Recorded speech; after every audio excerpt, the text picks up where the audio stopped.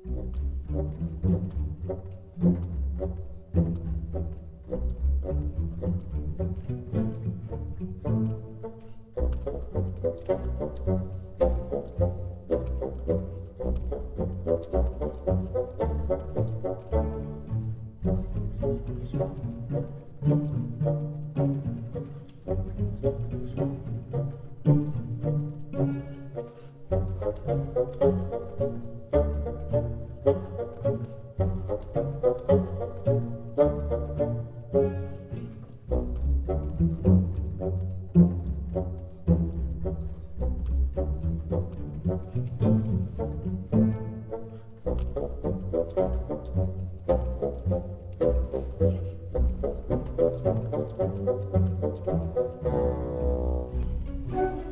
अस्सलाम वालेकुम। ये वादी दरबात के हम सैर करने के लिए आए थे अचानक ही।